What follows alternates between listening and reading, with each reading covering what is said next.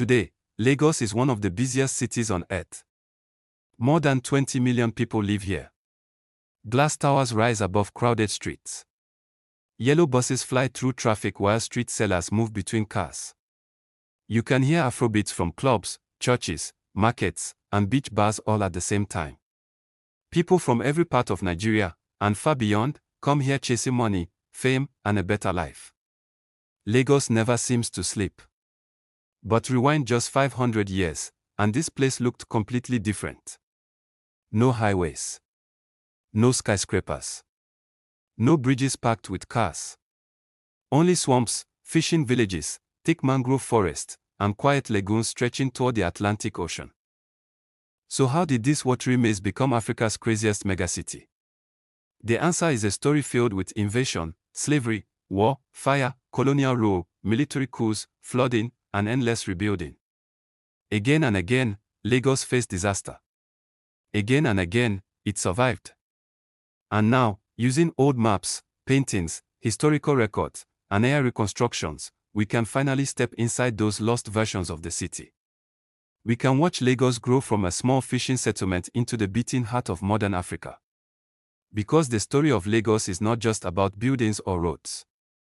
It is about survival. Every time the city was pushed to the edge, it found a way to grow even bigger. Lagos shaped trade across West Africa, helped build empires, changed music and culture around the world, and became the center of Nigeria's power and business. To understand modern Lagos, we have to go back to the very beginning, long before it was called Lagos at all. Long before Nigeria existed, the land around Lagos was a maze of water. Wide lagoons stretched behind the Atlantic coast. Thick mangrove forests covered the edges of the islands. Small rivers twisted through the swamps before emptying into the sea. To outsiders, it may have looked wild and dangerous. But to the first settlers, it was the perfect place to survive. The water protected them from enemies. The lagoons were filled with fish. Canoes could move quickly between islands and villages. And most importantly, the area sat in a powerful trading position along the coast of West Africa. The earliest people here were mostly Yoruba fishing communities. They built simple homes with wood, mud, and palm leaves. Families lived close to the water, rising before sunrise to fish in the lagoons. Children learned how to paddle canoes almost as soon as they could walk. Life was quiet, but trade slowly brought wealth into the area. Salt, fish, cloth, pepper, and tools moved through these waterways every day. Traders from nearby kingdoms arrived in wooden boats packed with goods. Over time, the small fishing settlements became busier and more organized. One island settlement grew stronger than the others. The Yoruba people called it Iko. According to oral history, the area later came under the control of the powerful kingdom of Benin sometime in the 1400s. Warriors and chiefs from Benin helped shape the city's leadership and trade systems. Iko became an important port where goods could move between inland kingdoms and the Atlantic Ocean.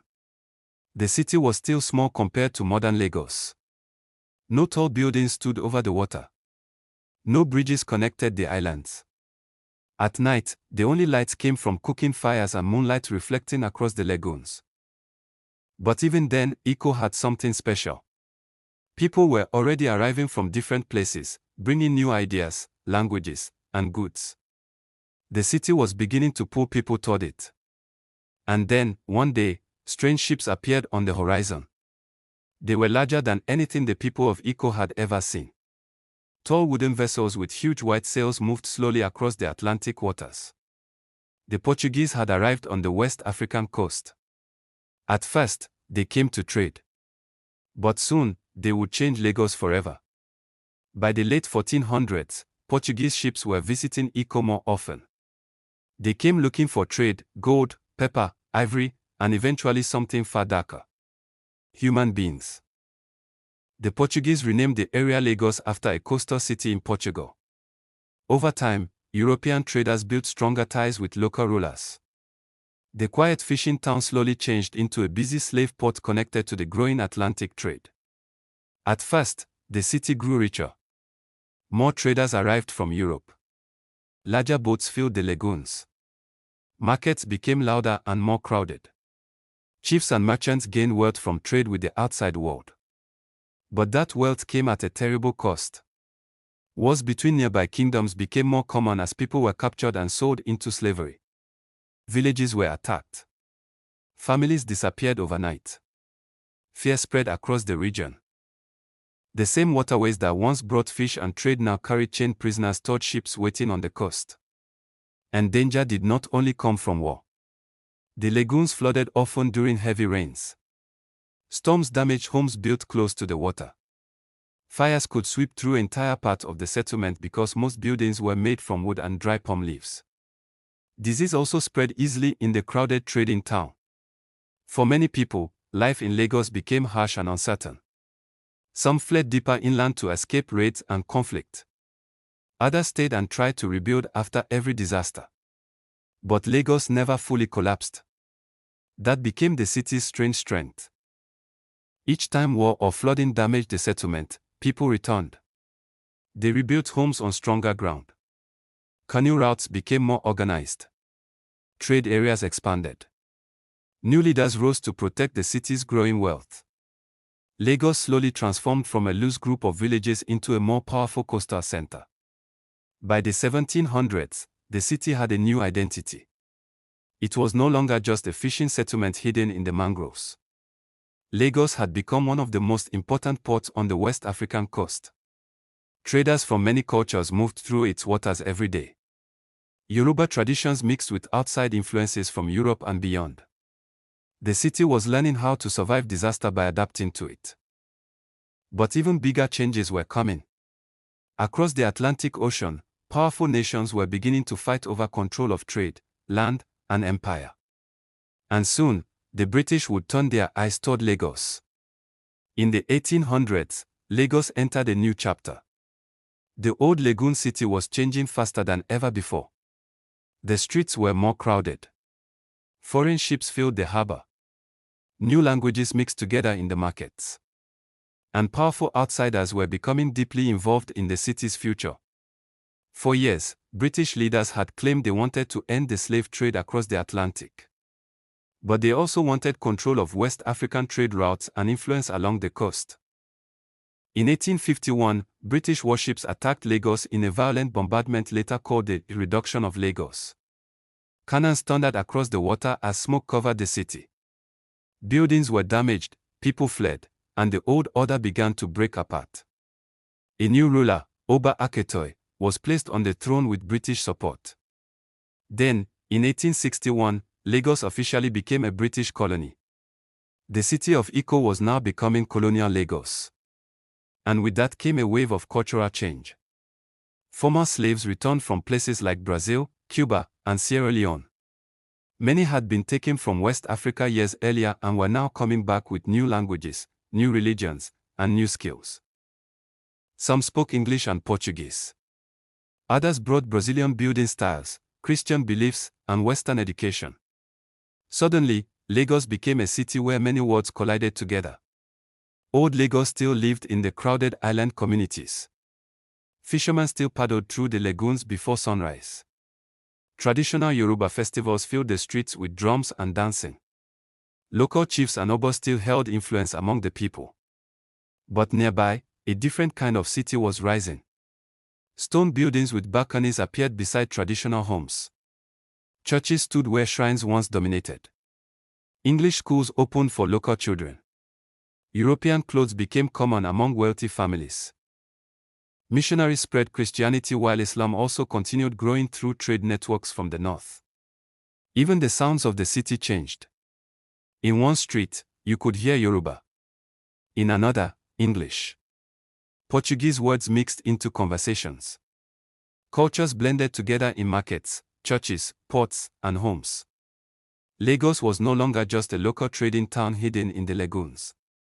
It was becoming an international colonial port connected to the wider world. And as trade expanded, so did the city itself. Roads improved. More people arrived looking for work and opportunity. British officials began turning Lagos into the political and business center of their growing colony. The small water city was preparing to become something much bigger than anyone could have imagined. By the late 1800s, Lagos was becoming the center of British power in Nigeria. What had once been a small lagoon settlement was now a growing colonial capital filled with government offices, trading companies, and military control. British officials ruled the city from large buildings near the marina waterfront. From there, they controlled trade, taxes, shipping, and politics across the region.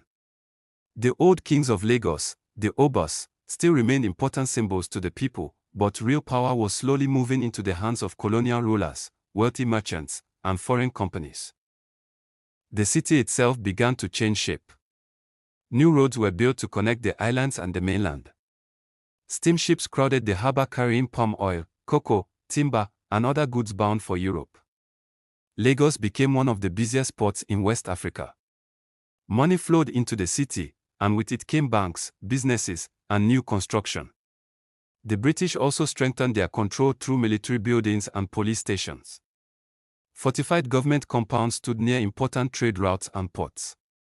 European companies built offices close to the waterfront where ships could quickly load and unload goods. The colonial government wanted Lagos protected because too much money now depended on it. As the economy grew, so did the gap between rich and poor. Wealthy families built larger homes in cleaner parts of the city while many workers crowded into busy neighborhoods near the markets and docks. A new elite class began to rise. Some were British officials. Others were educated Africans who worked as lawyers, merchants, teachers, and clerks inside the colonial system. At the same time, important landmarks began to appear across Lagos. Tinubu Square became one of the city's major public centers, named after Madam Efonroy Tinubu, a powerful businesswoman and political figure from the 1800s. Carter Bridge, first opened in 1901, linked Lagos Island to the mainland and changed how people moved across the city. Railway lines spread outward from Lagos, connecting the port to inland regions and bringing even more trade into the city. Every year, Lagos became louder, richer, and more crowded. But beneath the growing wealth, tensions were building. Many Nigerians were growing tired of colonial rule. Educated young people began demanding more rights, more freedom, and eventually independence itself. Political meetings filled the city. Newspapers criticized British control. Protest movements slowly gained strength. Lagos was no longer just the center of trade. It was becoming the center of power, resistance, and the future of Nigeria. In 1960, Nigeria gained independence from Britain, and Lagos stood at the center of the celebration. Crowds filled the streets waving flags and cheering for a new future. For many people, it felt like the beginning of a great African success story. And for a while, Lagos seemed unstoppable. The city's population exploded as people poured in from every part of Nigeria. Farmers left villages searching for jobs. Young dreamers came hoping to become rich. Traders, workers, musicians, teachers, and businessmen all rushed toward the growing city by the sea. Lagos grew so fast that entire neighborhoods appeared almost overnight. Traffic became heavier every year. Markets stretched across busy roads. New apartment blocks rose beside wooden shacks. Ferries crossed crowded waterways while buses packed with passengers pushed through narrow streets from sunrise to midnight. Then oil changed everything. In the 1970s, Nigeria's oil boom brought huge amounts of money into the country. Lagos became the beating heart of that wealth. Foreign companies opened offices across the city. Luxury hotels, banks, and government buildings appeared everywhere. The city's ports became busier than ever as trade expanded across the world. Money flowed through Lagos at incredible speed. But it was not only business growing here. Culture exploded too. Music poured from clubs and street corners every night. One man stood above the rest, Fela Kuti. His Afrobeat sound mixed African rhythms with jazz and funk while openly attacking corruption and military power. His club, the Africa Shrine, became one of the most famous places in Lagos. Writers, filmmakers, and artists also helped shape the city's identity. Nigerian fashion, film, and music began reaching audiences far beyond Africa. Lagos became loud, creative, fearless, and full of energy. The city felt alive every hour of the day. But underneath the excitement, cracks were beginning to show. The population was growing much faster than the roads, housing, and electricity systems could handle. Rich neighborhoods expanded behind gates and high walls while poor communities spread across crowded slums and flood-prone areas. Power cuts became common. Traffic jams stretched for hours. Waste piled up in parts of the city. Many people struggled to find clean water, safe housing, or stable jobs. Lagos was becoming richer than ever before. But it was also becoming harder to control. By the 1980s, the pressure inside Lagos was becoming impossible to ignore. The city was growing too fast, and the systems meant to support it were starting to break apart. Every day, thousands more people arrived looking for work, safety, or opportunity. Many found only overcrowded streets, rising poverty, and endless struggle. The air itself felt heavy. Smoke from old buses and generators covered the city. The smell of fuel mixed with sweat, sewage, and floodwater. During the rainy season, dirty water swallowed roads and poured into homes. Entire neighborhoods disappeared under brown floodwaters while families tried to save mattresses, clothes, and food from the rising currents. Disease spread easily in crowded areas with poor sanitation. Cholera outbreaks killed many people in the poorer parts of the city. Hospitals overflowed. Mountains of waste sat baking under the tropical heat. Mosquitoes filled the air at night. Then came violence and political chaos. Nigeria suffered military coups, economic crashes, and growing unrest. Soldiers patrolled the streets. Fear spread through the city during periods of dictatorship. Protests sometimes turned deadly. Armed robberies became common in many neighborhoods after dark. And Lagos burned often. Electrical fires ripped through crowded communities built from wood and metal sheets. Markets filled with smoke as flames spread from store to store. Families watched years of hard work vanish overnight while entire blocks turned to ash. The city never truly stopped moving, but at times it felt close to collapse. Traffic locked major roads for hours or even days. Blackouts covered whole neighborhoods in darkness. The sound of generators became constant, roaring through the night like machines refusing to let the city die. Yet somehow, Lagos survived. Street markets reopened the morning after fires. Flooded shops were cleaned and rebuilt. Musicians still packed clubs at night.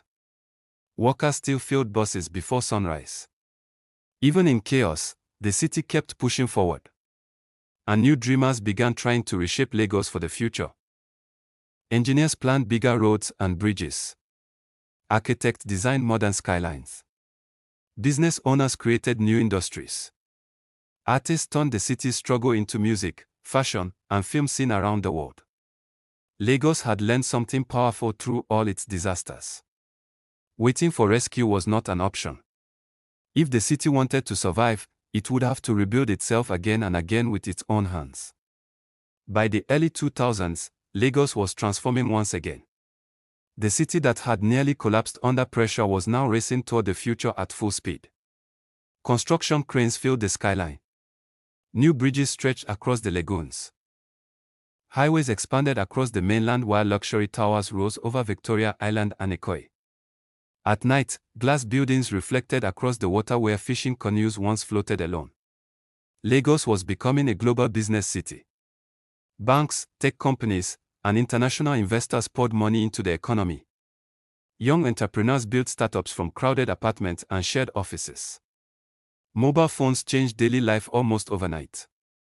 Internet access connected millions of Lagosians to the world.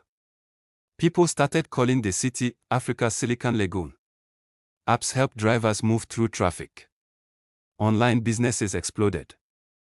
Nigerian music, movies, and fashion spread across the internet to audiences around the world. Afrobeats became global. Lagos artists filled stadiums in Europe and America. The city's creative energy became one of its greatest exports. Transportation also began to evolve. New bus systems were built to reduce traffic. Ferry routes reopened across the waterways. Massive engineering projects like Lekki Free Trade Zone and Eco-Atlantic aimed to create entirely new parts of the city from land reclaimed out of the ocean itself.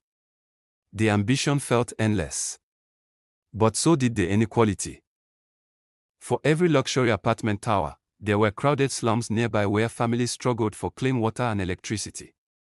Wealthy neighborhoods glowed with private generators while poorer communities sat in darkness during blackouts. In some areas, people drove luxury cars past children selling food beside flooded roads. Traffic still trapped millions for hours every day. Rent prices climbed higher and higher.